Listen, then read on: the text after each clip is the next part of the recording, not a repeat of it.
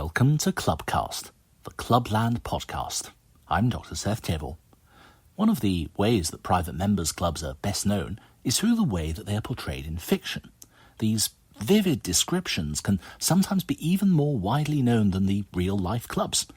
And this week I want to look at one of the most famous portrayals of a club in literature, how Ian Fleming described Blades, the club in his James Bond books. Many of our ideas of snooty London clubs as places where loose change is boiled and newspapers are ironed come from these books. But how true to life was Blades?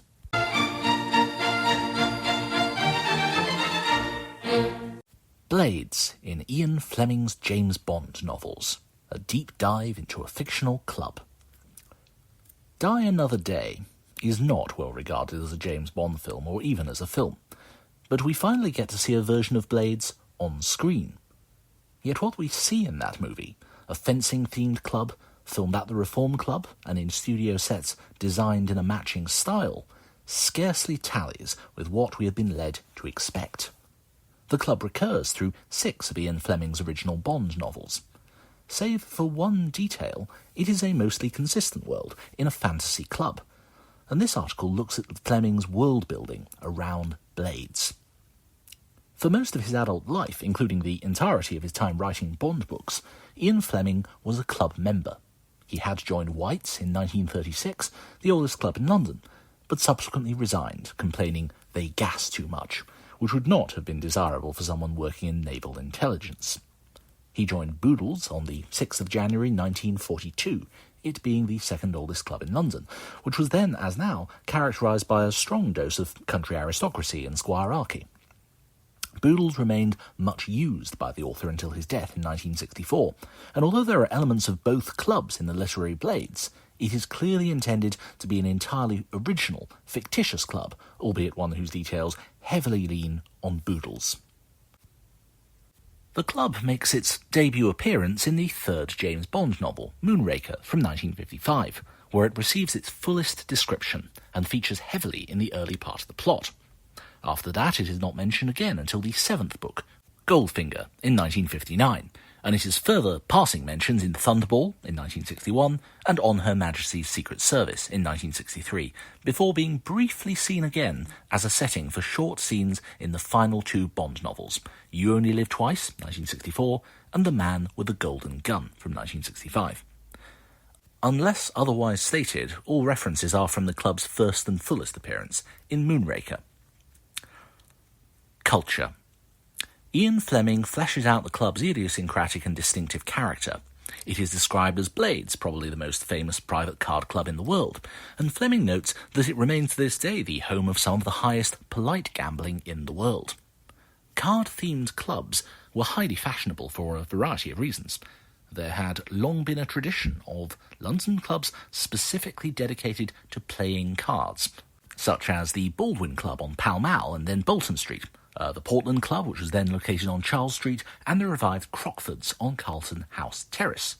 Indeed, the earliest Georgian-era clubs, such as White's, Boodle's and Brooks's, had all made their reputation on the back of prolific gambling, and each continues to hold and display early gambling counters as museum pieces. And the Turf Club, despite being subsequently renamed over its equestrian connections, started out as the Arlington Club, where the rules of whist were first developed. Gambling on games of chance continued to be very chic in the 1950s and notionally remained illegal, lending a frisson to card games which maintain the alibi of being games of skill, although also having the strong dose of chance which made them so unpredictable. The Betting and Gaming Act of 1960 would liberalise these laws, paving the way for chic new 1960s clubs such as the Claremont on Berkeley Square and Quent's on Hill Street. But until then, the safest refuge for gamblers was behind the respectability of old, established Georgian clubs. In the novels, membership at Blades costs an annual subscription of £50, plus a one-off entrance fee of £100 in 1955, which would be worth approximately £1,100 for the subscription and £2,200 for the entry fee today, making it about half the subscription of today's London clubs, though with a comparable joining fee. But it's broadly average for the clubs of mid-20th century London. Indeed, there was rarely any correlation between the prestige of a club and its subscription, and many of the most openly elitist clubs could be relatively inexpensive compared to their for-profit peers. The composition of the club is described thus. The membership is restricted to 200, and each candidate must have 2 qualifications for election. He must behave like a gentleman, and he must be able to show £100,000 in cash or gilt-edged securities. Now, this is consistent with many traditional London clubs being cashless, though depending on the solvency of their members to meet regular monthly accounts billed. The emphasis on behaviour is a very Victorian concept, since the earliest Georgian clubs tended not to set any rules for behaviour, and the 19th century saw a major evolution in the concept of gentlemanliness, which is found in increasingly elaborate behavioural rules upheld by a committee. Fleming's description goes on. The amenities of Blades, apart from the gambling, are so desirable that the committee has had to rule that every member is required to win or lose £500 a year on the club's premises, or pay an annual fine of £250. The food and wine are the best in London, and no bills are presented, the cost of meals being deducted at the end of each week, pro rata, from the profits of the winners.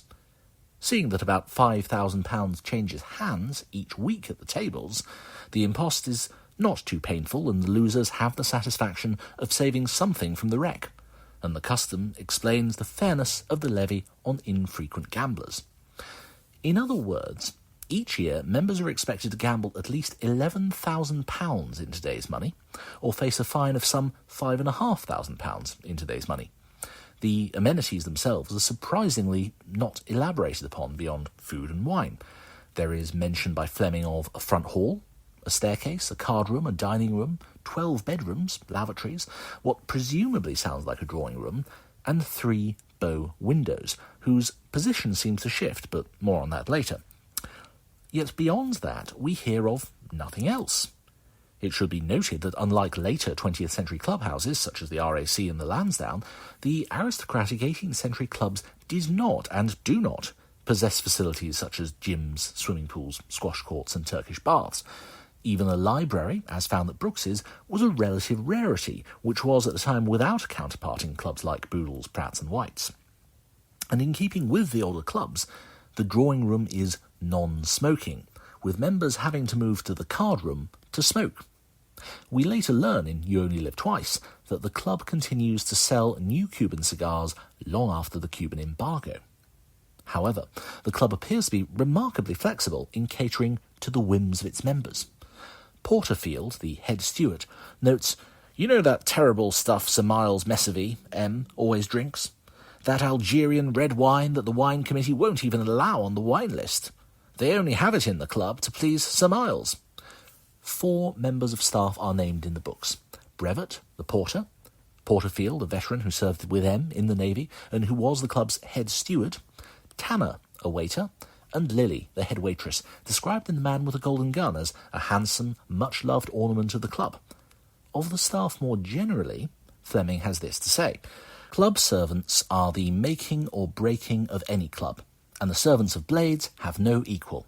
The half-dozen waitresses in the dining room are of such a high standard of beauty that some of the younger members have been known to smuggle them undetected into debutante balls, and if, at night, one or other of the girls is persuaded to stray into one of the 12 members' bedrooms at the back of the club, that is regarded as the members' private concern." This passage reads as a testosterone-fueled fantasy by Fleming, which he later elaborates upon. Bond's eyes followed the white bow at the waitress's waist and the starched collar and cuffs of her uniform as she went down the long room. His eyes narrowed. He recalled a pre-war establishment in Paris where the girls were dressed with the same exciting severity, until they turned round and showed their backs. He smiled to himself. The Martyr Richards law, which outlawed prostitution in France, had changed all that. In reality, the 1950s age profile of club servants, male and female, tended strongly towards those who had been born in the 19th century. Yet the presence of female servants was not unusual by the 1950s. Indeed, it was very much the norm, even in London's men-only clubs. Throughout 2 world wars with conscription, a shortage of manpower had led many, if not most, London clubs to rely on a great many female staff. Other traditions of club life were noticeable. Only brand new currency notes and silver are paid out on the premises, and if a member is staying overnight, his notes and small change are taken away by the valet, who brings the early morning tea and the Times, and are replaced with new money. No newspaper comes to the reading room before it has been ironed. This has contributed to a long-standing myth that such practice is, or even was, commonplace in Clubland, whereas it in fact mirrored a practice which by the 1950s was only found at Boodle's and a handful of other clubs, and which had already died out by the 1960s. Fleming's detail that florist provides the soaps and lotions in the lavatories and bedrooms, there is a direct wire to Ladbrokes from a porter's lodge, should be read in the context of the writer's penchant for lovingly detailing individual brands of luxury goods throughout his work, or rather, goods which seemed like luxuries in the 1950s, such as Bond's glow-in-the-dark radium wristwatch from Rolex, or his polyester shirts. In You Only Live Twice, we are told that exactly 1 month before it had been the eve of the annual closing of Blades. On the next day, September the 1st, those members who were still unfashionably in London would have to pig it for a month at White's or Boodle's. White's they considered noisy and smart. Boodle's too full of superannuated country squires who would be talking of nothing but the opening of the partridge season. For Blades, it was 1 month in the wilderness. But there it was. The staff, one supposed, had to have their holiday. More importantly, there was some painting to be done, and there was dry rot in the roof.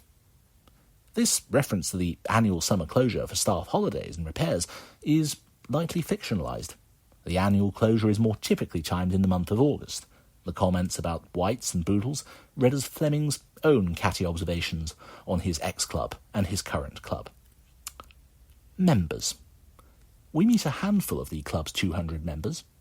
It is unlikely that M is a typical member. How many serving heads of the British Secret Service are there? Yet broadly, the membership seems to be a cross-section of the British establishment of the 1950s, including a smattering of peers, financiers, and eminent medical doctors. The chairman is identified as Lord Basildon, whom Fleming describes as stuffy. It is clearly a rich person's club. Aside from the high minimum spend at the card tables, M tells Bond as his guest to not worry about ordering the most expensive dishes on the menu. One of the first rules of the club, and one of the best, was that any member may speak for any dish, cheap or dear, but he must pay for it.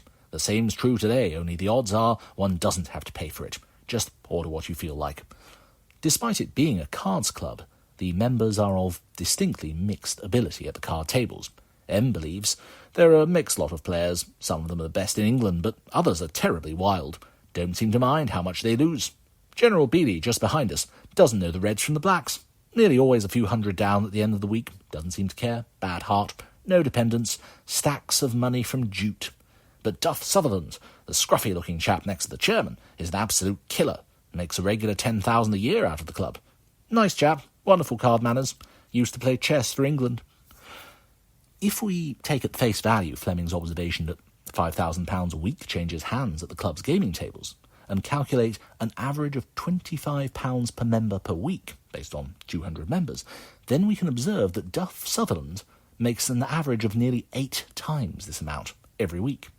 That's a quick calculation of £192 a week, multiplied by 52 weeks, equaling £10,000 a year. Yet Sutherland is far from being the biggest card player in the club, and it is noted that members win or lose in great comfort anything up to £20,000 a year, which would equate to about £440,000 today. Nonetheless, despite the mixed abilities of the players, gambling provides a theme which binds this fictional club together, something clear from Fleming's description. There were perhaps 50 men in the room, the majority in dinner jackets, all at ease with themselves and their surroundings, all stimulated by the peerless food and drink, all animated by a common interest, the prospect of high gambling, the grand slam, the ace pot, the key throw in a 64 game at backgammon. There might be cheats, or possible cheats among them, men who beat their wives, men with perverse instincts, greedy men, cowardly men, lying men. But the elegance of the room invested each one with a kind of aristocracy. Such a description does not paint the members of Blades in the most flattering light, suggesting that away from the building's calming influence, they are anything but remarkable or admirable. Meanwhile, Fleming's reference elsewhere to younger members suggests that Blades was not exclusively the preserve of the retired and elderly. It is a surprisingly unsociable club, with the members heavily engrossed in their card games. The very first mention of the club is when M says of Bond villain Hugo Drax, "He's a member of Blades. I've often played cards with him and talked to him afterwards at dinner." But M also admits that he barely knows Drax, conversation presumably revolving around play. And for such a supposedly illustrious club, it contains a surprising concentration of outright megalomaniacs among its 200 members. In Goldfinger, M remarks of the title villain, "Goldfinger, odd chap, seen him once or twice at Blades. He plays bridge there when he's in England." And Bond later reflects that the unscrupulous Goldfinger is a respected member of Blades and of the Royal St Mark's Golf Club at Sandwich. Hugo Drax holds his fellow members in contempt, telling Bond, "Those bloody fools in Blades, for instance, moneyed oafs. For months I took thousands of pounds off them, swindled them right under their noses until you came along and upset the apple cart." Indeed, for all its luxury, Fleming sometimes paints Blades as a stale establishment, with Bond in The Man with the Golden Gun dreading a grisly reunion for retired Secret Service veterans held in the banqueting hall at Blades, with a lot of old people who had been brave and resourceful in their day, but now had old men's and old women's diseases and talked about dusty triumphs and tragedies. Matters at Blades are handled informally. Although Hugo Drax's cheating at cards had long been widely suspected, the club sought to avoid a confrontation and possible litigation, and instead dealt with the matter through the chairman, Lord Basildon, enlisting M's informal advice. Part of the club's own rulebook is routinely ignored. Fleming notes, mention of hazard perhaps provides a clue to the club's prosperity.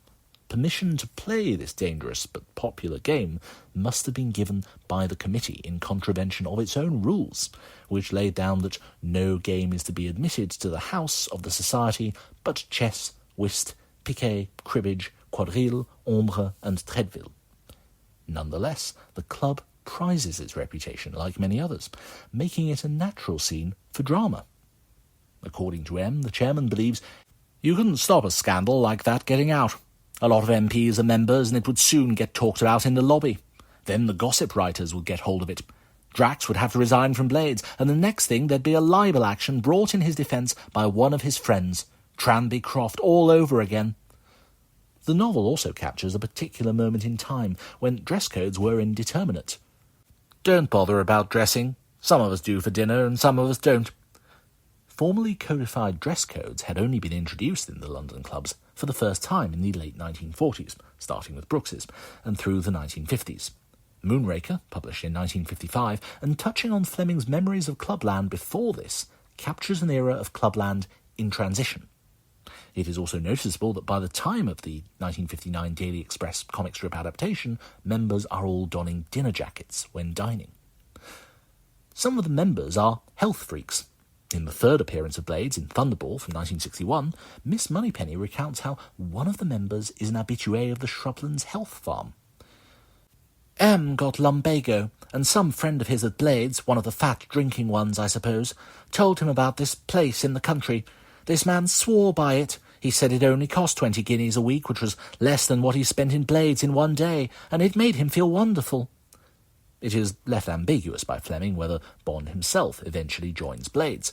In Moonraker, his status is clearly that of M's guest, and Fleming notes that he has only played cards at Blades a dozen times up to that point, while the porter knew Bond as an occasional guest. Fleming notes that Bond doesn't look the sort of chap one usually sees in Blades. By the time of the 11th book, On Her Majesty's Secret Service, Bond was cursing the prospect before him and wishing he was playing a tough game of bridge for high stakes at Blades. It is unclear from this description whether he would have been a member by this time or would have continued to gamble as M's guest. For someone on a civil service salary, even paid danger money, it would have been quite an extravagance. Food. The food at Blades seems distinctly more elaborate than at other London clubs of the era, when stodge was common. Wartime food rationing had only ended in 1953. Nonetheless, the emphasis is on traditional dishes, as at many of these clubs. In Moonraker, M orders Highland cured smoked salmon to start, followed by deviled kidney and bacon with peas and new potatoes, and a dessert of strawberries and kirsch, followed by the club delicacy of marrow bone.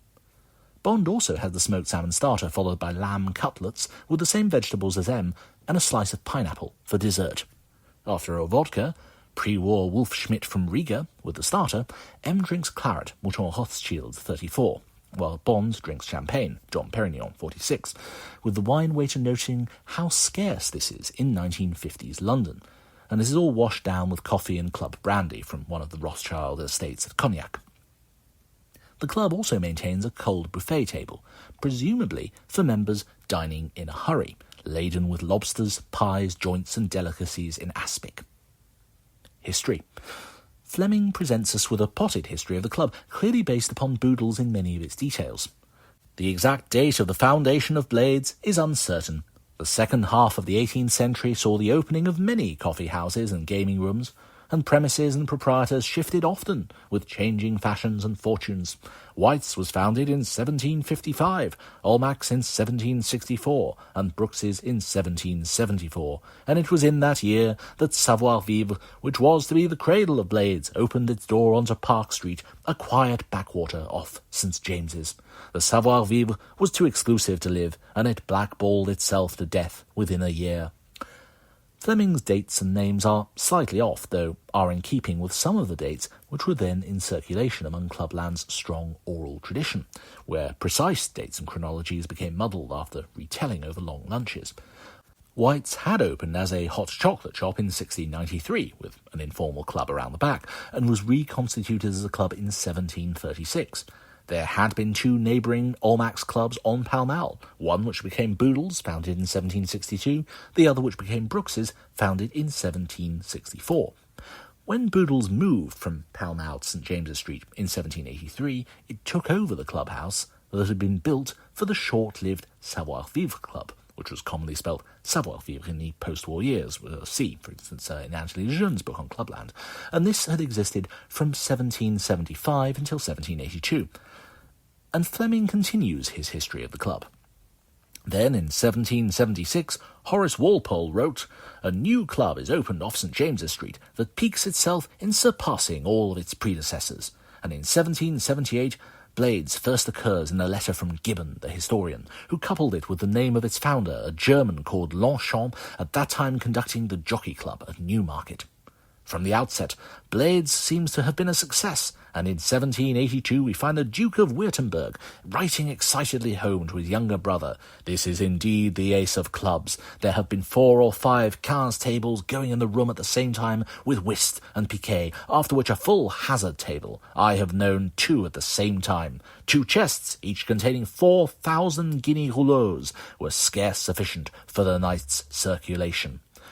Fleming made the observation, "It is not as aristocratic as it was. The redistribution of wealth has seen to that, but it is still the most exclusive club in London," which feels like a comment on Boodle's in the 1950s. During Churchill's first visit to Boodle's in 1954, it had been observed that as well as comprising decent country gentlemen, half the members present were stockbrokers.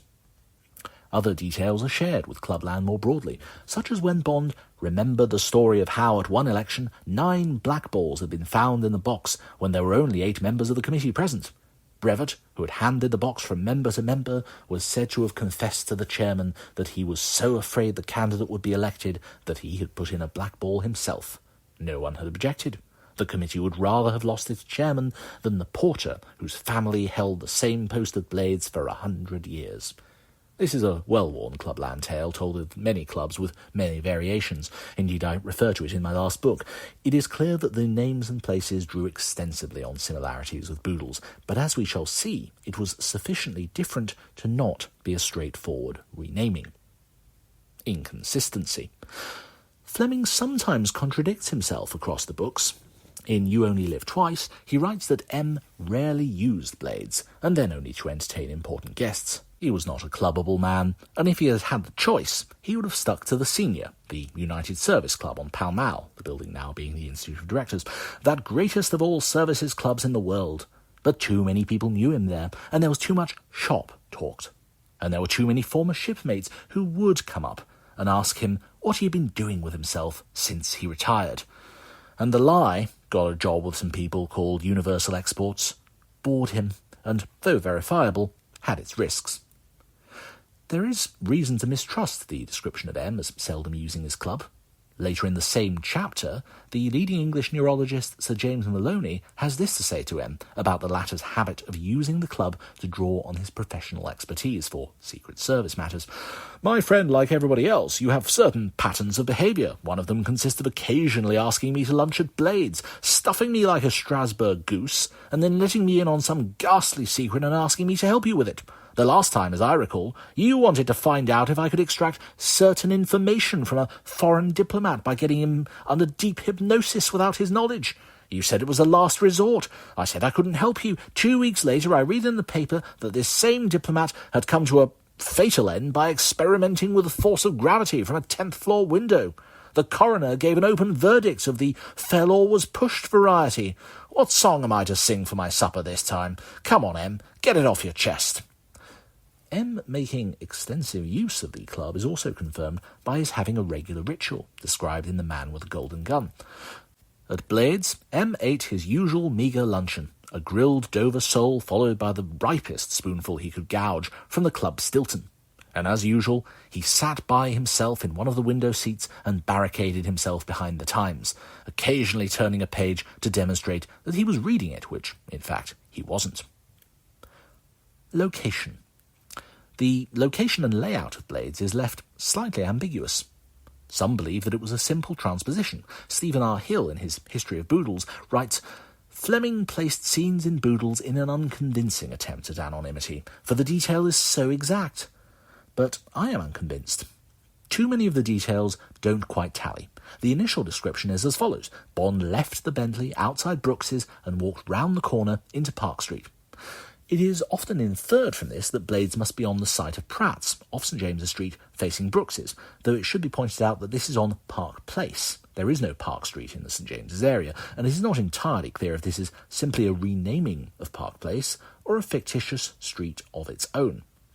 That this was not a mistake or misprint is confirmed by a subsequent description. When Bond drove to St James's Street, he parked under cover of the central row of taxis outside Boodles and settled himself behind an evening paper over which he could keep his eyes on a section of Drax's Mercedes, which he was relieved to see standing in Park Street, unattended. The mention of Boodles as a separate club also confirms that Blades is not simply meant to be Boodles under a pseudonym, but is intended to be a different club altogether. And Fleming's initial description also mentions the Adam frontage of Blades, recessed the yard or so back from its neighbours, was elegant in the soft dusk. The reference to an Adam building is intriguing. Robert Adam, whilst a highly influential Georgian architect, never designed any clubhouses.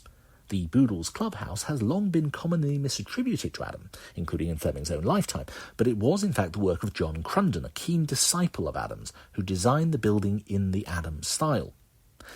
Fleming's initial description continues.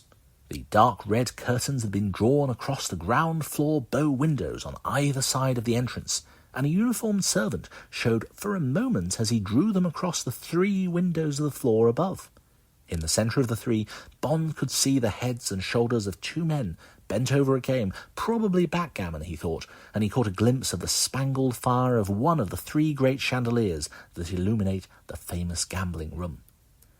The bow window has long been a feature of Clubland architecture and literature. The Boodles clubhouse was the first to have a bow window in its original 1770s incarnation as the savoir-vivre club, and this was emulated by White's in an 1811 rebuild, which added their own bow window. However, no London clubhouse has ever conformed to Fleming's description of having multiple bow windows in this way. Some clubs have had bay windows, but these are of later Victorian architecture. There is clearly a superficial likeness to Boodles in having 3 windows on the first floor, although note that none of these first-floor windows is a bow window. But Fleming's Blades Club seems to be a souped-up double-fronted clubhouse, with the entrance in the centre and a bow window on either side, giving it at least 2. There is a fuller description of the interior. Bond pushed through the swing doors and walked up to the old-fashioned porter's lodge, ruled over by Brevet, the guardian of Blades, and the counsellor and family friend of half the members. Bond followed the uniformed page boy across the worn black and white marble floor of the hall and up the wide staircase with its fine mahogany balustrade. The page pushed open one wing of the tall doors at the top of the stairs and held it for Bond to go through. The long room was not crowded, and Bond saw M sitting by himself playing patience in the alcove formed by the left hand of the 3 bow windows. He dismissed the page and walked across the heavy carpet, noticing the rich background smell of cigar smoke, the quiet voices that came from the 3 tables of bridge, and the sharp rattle of dice across an unseen backgammon board. Now, we have it established that there are 3 bow windows on the first floor. This would be a gargantuan clubhouse, much bigger than Boodle's. Additionally, in You Only Live Twice, we are told that the club has the bow window looking out over St James's Street. This may simply mean the bow window closest to the junction with St James's Street, from which the best view of it can be obtained. This would make the most sense if the building is located on the site of Pratt's. Yet if taken literally, it would mean one bow window is a side window of the building, overlooking St James's Street, considerably changing the architecture already described. It could also indicate a 4th bow window on the side of the building, since Moonraker had previously unambiguously established that there were 3 bow windows on the first floor. That's a lot of bow windows. There are other hints that this is not simply a renamed Boodle's in the fuller description. Bond followed M through the tall doors, across the well of the staircase from the card room that opened into the beautiful white and gold Regency dining room of Blades. He walked firmly across the room to the end of a row of 6 smaller tables, waved Bond into the comfortable armchair that faced outwards into the room, and himself took the one on Bond's left so that his back was to the company. The colour scheme does not match the contemporary blue and white colour scheme of Boodle's in the 1950s and 1960s.